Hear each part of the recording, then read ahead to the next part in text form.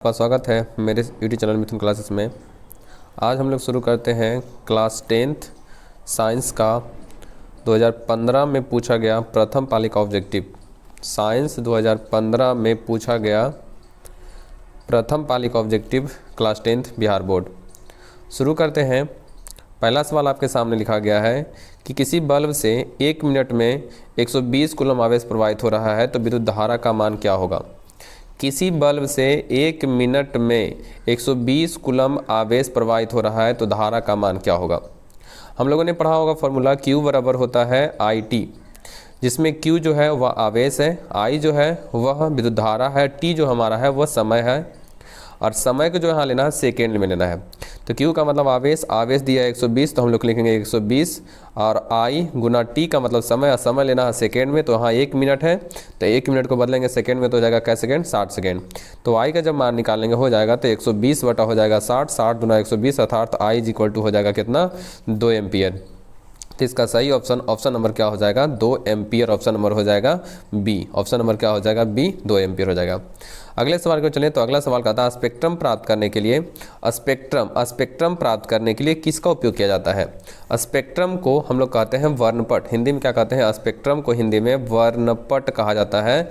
तो वर्णपट प्राप्त करने के लिए हम लोग किसका उपयोग करते हैं, क्या कांच के सिल्ली का, या अवतल दर्पण का, या उत्तल लेंस का, या प्रिज्म का। तो स्पेक्ट्रम प्राप्त करने के लिए सही ऑप्शन नंबर हो जाएगा डी, हम लोग प्रिज्म का इस्तेमाल करते हैं। प्रिज्म की बात किया जाए तो प्रिज्म में हम लोगों ने पढ़ा होगा कि प्रिज्म जो होता है कुछ इस प्रकार से हम लोग पढ़े होंगे, जिसमें से एक श्वेत प्रकाश की किरण को ले जाते हैं और इस प्रकार से जाना चाहिए था सीधा, लेकिन जा नहीं पाता है और ये टूट जाता है कितने रंगों में, ये 7 रंगों में इस प्रकार से बढ़ जाता है। इस घटना को हम लोग कहते हैं प्रकाश का वर्ण विक्षेपण। और जब एक पट्टे पर प्राप्त करते हैं तो इस पट्टे को कहते हैं वर्णपट या स्पेक्ट्रम कहा जाता है, जिसमें सबसे ऊपर में होता है लाल रंग, सबसे नीचे में होता है बैगनी रंग। लाल रंग का तरंगदैर्घ्य सबसे ज़्यादा होता है, बैगनी रंग का तरंगदैर्घ्य सबसे कम होता है। लाल रंग का विचलन सबसे कम होता है जबकि बैगनी रंग का विचलन सबसे ज़्यादा होता है। यहाँ से सवाल बहुत सारा पूछा जाता है बाबू, इस सवाल को रट जाइएगा माफ़ करिएगा। चलते हैं अगले सवाल की ओर। अगला सवाल आपके सामने कहता है कि प्रतिरोध, क्या कहा बाबू, प्रतिरोध का एसआई मात्रक क्या होता है। प्रतिरोध को हम लोग लिखते हैं कैपिटल आर से। तो प्रतिरोध का एसआई मात्रक क्या होता है, जूल होता है, या वोल्ट होता है, या ओम होता है, या एम्पियर होता है। तो प्रतिरोध का जो एसआई मात्रक होता है वो होता है ओम। ऑप्शन नंबर हो जाएगा सही ऑप्शन नंबर सी जो होगा वह सही ऑप्शन होगा। जूल जो होता है वह कार्य का या उष्मा का एसआई मात्रक, कार्य या किसका, उष्मा का एसआई मात्रक क्या होता है, जूल होता है। वोल्ट होता है विद्युतीय विभव का या विभवांतर का जाएगा। हम बारी बारी से और वर्णन कर लेते हैं। एम्पियर जो होता है यह एम्पियर होता है किसका, विद्युत धारा का एसआई मात्रक। किसका होता है, विद्युत धारा का एसआई मात्रक क्या होता है, एम्पियर होता है। वोल्ट जो होता है वो विभव का होता है। वोल्ट जो होता है विभव या विभवांतर, विभव या विभवांतर का एसआई मात्रक जो होता है वो वोल्ट होता है। जूल जो होता है वो होता है उष्मा का या होता है ऊर्जा का। जूल किसका होता है, उष्मा या ऊर्जा का एसआई मात्रक क्या होता है, जूल होता है। तो प्रतिरोध का जो एसआई मात्रक होता है सही ऑप्शन नंबर हो जाएगा सी, ओम हो जाएगा। अगले सवाल को चलते हैं।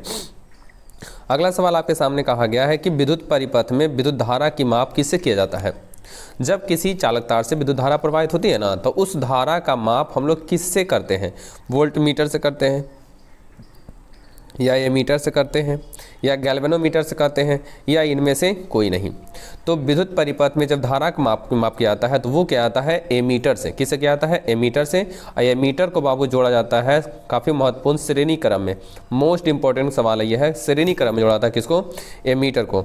अगर वोल्ट मीटर पूछता कि वोल्ट मीटर को किस क्रम में जोड़ते हैं, तो वोल्ट मीटर को जोड़ा जाता है समांतर क्रम में। वोल्ट मीटर को किस क्रम में जोड़ा जाता है, समांतर क्रम में जोड़ा जाता है। अगले सवाल की ओर। दाढ़ी बनाने में कौन दर्पण का उपयोग किया जाता है।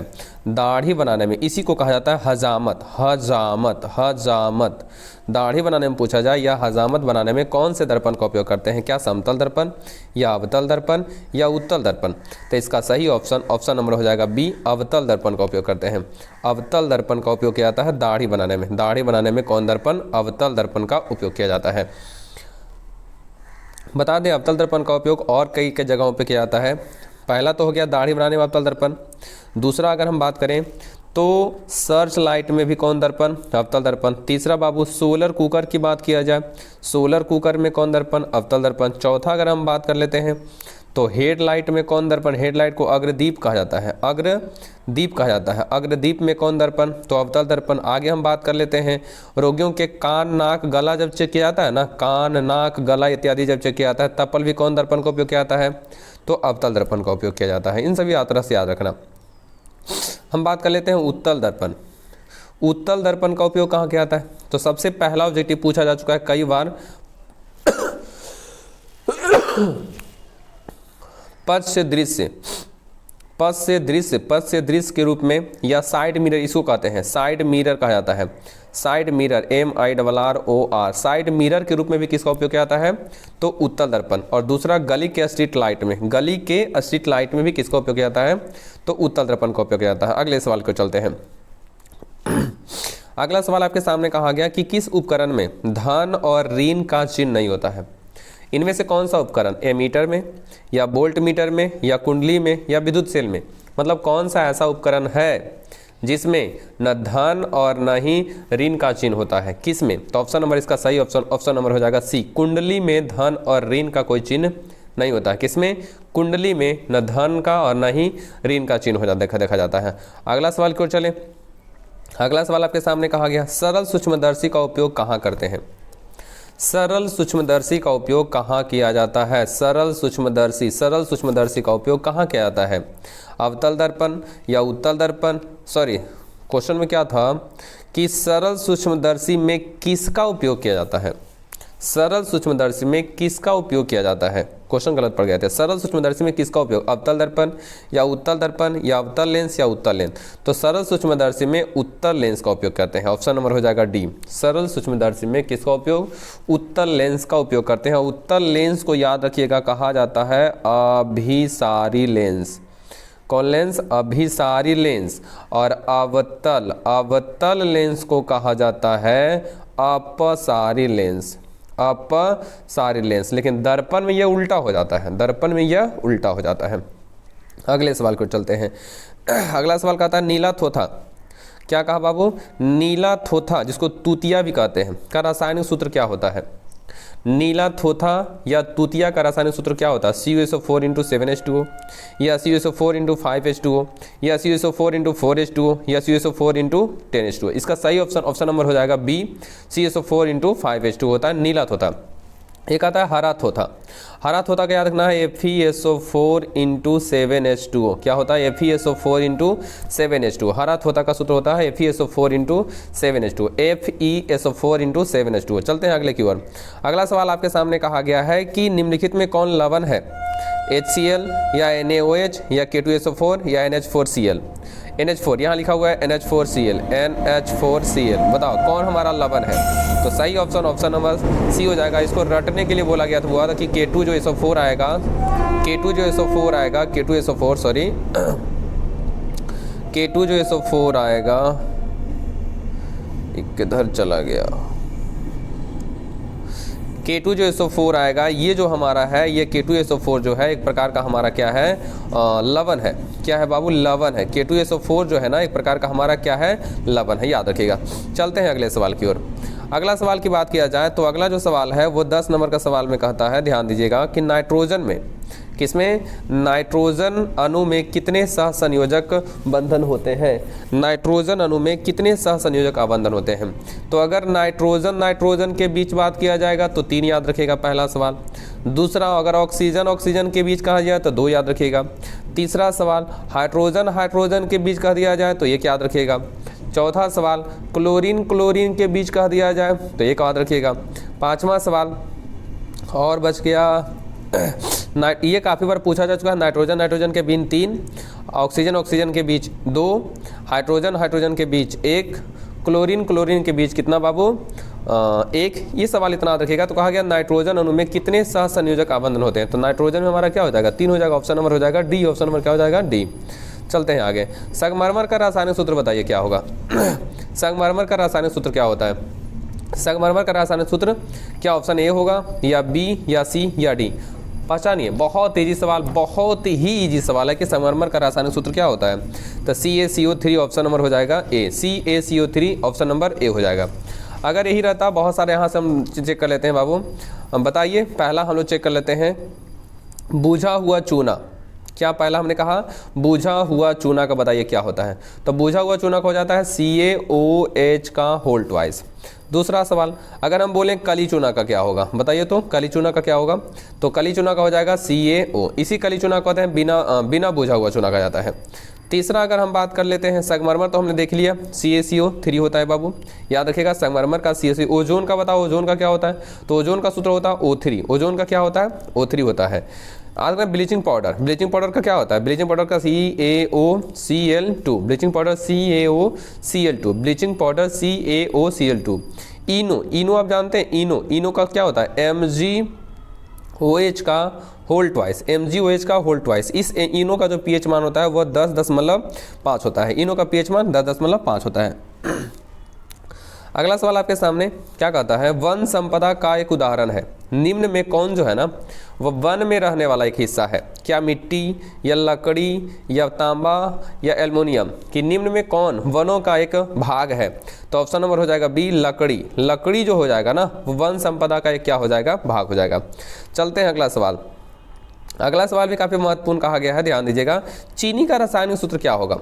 ये तो हम लोग 8-7 से पढ़ते आ रहे हैं कि चीनी का रासायनिक सूत्र क्या होता है। तो चीनी का होता है C12H22O11, option number C C12H22O11, option number C C12H22O11। अगर ग्लूकोज की बात किया जाए कि ग्लूकोज का जो होता है वह सूत्र क्या होता है, तो याद रखिएगा C6H12O6, जिसमें ऑक्सीजन 6 परमाणु, हाइड्रोजन 12 परमाणु और कार्बन के 6 परमाणु। तो याद रखना ग्लूकोज का सूत्र होता है C6H12O6 होता है। आगे की ओर चल लेते हैं। सोडियम कार्बोनेट, सवाल है सोडियम कार्बोनेट के जलीय घोल में मिथाइल ऑरेंज का घोल मिलाने पर घोल का रंग परिवर्तित होकर कैसा हो जाता है। सोडियम कार्बोनेट के जलीय घोल में मिथाइल ऑरेंज का घोल मिलाने पर घोल का रंग परिवर्तित होकर कैसा हो जाता है। पीला होगा या लाल होगा या हरा होगा या नीला होगा, तो कैसा हो जाता है। तो सही ऑप्शन नंबर हो जाएगा ए, पीला हो जाता है। काफ़ी महत्वपूर्ण सवाल है। अगला सवाल, स्वपोषी पोषण के लिए क्या आवश्यक है।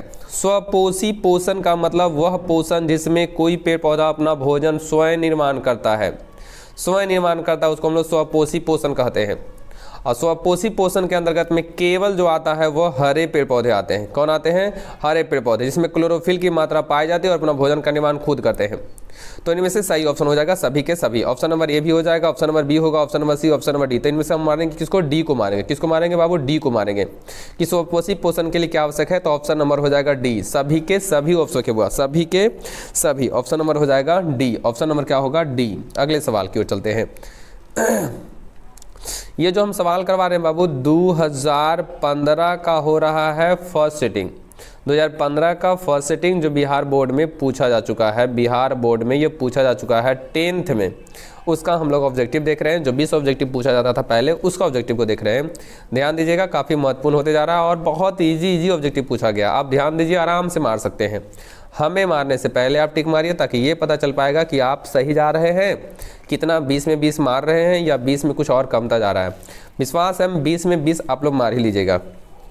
चलते हैं आगे सवाल की ओर। अगला सवाल, इंसुलिन की कमी से कौन सा बीमारी होता है। इंसुलिन की कमी से कौन सी बीमारी होती है। तो इंसुलिन निकलता है कहाँ से, इंसुलिन निकलता है अग्नाशय के एक लैंगरहैंस की दीपिकाएं पाई जाती हैं, लैंगरहैंस की दीपिकाएं पाई जाती है अग्नाशय में। उसी लैंगरहैंस की दीपिकाएं से हार्मोन निकलता है जिसका नाम क्या है, इंसुलिन नाम है। और इसी इंसुलिन की कमी से बीमारी होती है जिसको हम लोग कहते हैं मधुमेह। मधुमेह को चिनिया शुगर डायबिटीज भी कहा गया है। तो इसका सही ऑप्शन नंबर हो जाएगा सी, मधुमेह होगा। क्या हो जाएगा बाबू, मधुमेह हो जाएगा। मधुमेह नामक बीमारी होती है इंसुलिन की कमी से। कौन बीमारी, मधुमेह नामक बीमारी होती है। यही में एक सवाल है, घेंघा, घेंघा नामक बीमारी किससे होती है। तो घेंघा नामक जो बीमारी होती है वो होती है आयोडीन की कमी से, जबकि बौनापन जो बीमारी होती है वो होती है वृद्धि हार्मोन की मात्रा जो निकलता है हम लोगों के शरीर में वो कम निकलता है। इन्हीं कम निकलने से जो बीमारी होती है उसको बौनापन कहते हैं। अगला सवाल आपके सामने कहता है कि यूरो सेकेंड का संबंध किससे है। यूरो सेकेंड का संबंध किससे है? क्या वायु प्रदूषण से है, या जल प्रदूषण से है, या मिट्टी प्रदूषण से, या इनमें से कोई नहीं? तो यूरो सेकेंड का जो संबंध है वो है ऑप्शन नंबर ए, वायु प्रदूषण से। यूरो सेकेंड का संबंध किससे है? वायु प्रदूषण। ऑप्शन नंबर क्या हो जाएगा? ए। यूरो सेकेंड का संबंध किससे है? वायु प्रदूषण से। ऑप्शन नंबर क्या हो जाएगा? ए हो जाएगा। अगला सवाल आपके सामने कहा गया है, ध्यान दीजिएगा। अगला सवाल कहता है कि निम्नलिखित में कौन जैव अनिम्नीकरणीय पदार्थ है? जैव अनिम्नीकरणीय का मतलब वह पदार्थ जो जल्दी सड़ता गलता नहीं है, वह पृथ्वी पर काफ़ी दिनों तक मौजूद बना रहता है, तो जैव अनिम्नीकरणीय पदार्थ उसको कहते हैं। एक होता है जैव निम्नीकरणीय, जैसे केला के छिलका, जितने भी फल होते हैं वो सबके सब सड़ने वाले होते हैं, उसको कहते हैं जैव निम्नीकरणीय। जबकि डीडीटी जो यहाँ पे देख रहे हैं ना, डीडीटी जो है ना, इसको बोला जाता है जैव अनिम्नीकरणीय पदार्थ। तो ऑप्शन नंबर ए, जैव अनिम्नीकरणीय पदार्थ। अगला सवाल की चलते हैं। अगला सवाल आपके सामने कहता है क्लोरोफिल वर्ण का रंग कैसा होता है? क्लोरोफिल को नाम दिया जाता है पर्णहरित भी। पर्णहरित, तो बताइए पर्णहरित का रंग कैसा? तो पर्णहरित का रंग कैसा बाबू? हरा। पर्णहरित या क्लोरोफिल का रंग कैसा होता है? हरा होता है। और इसी पर्णहरित या क्लोरोफिल के कारण जो होते हैं पौधे के जो रंग होते हैं, पौधे की पत्तियों को जो रंग होता है वह कैसा होता है? हरा होता है। काफ़ी महत्वपूर्ण सवाल। तो ये 20 सवाल था, 2015 में पूछा गया था। 2015 का फर्स्ट सिटिंग का ये सवाल था, 20 सवाल। उम्मीद है आप लोगों को बेहतर लगा होगा, अच्छी लगी हो। लाइक करें, सब्सक्राइब करें। मिलते हैं अगले वीडियो में। Thanks for watching this video. जय हिंद, जय भारत।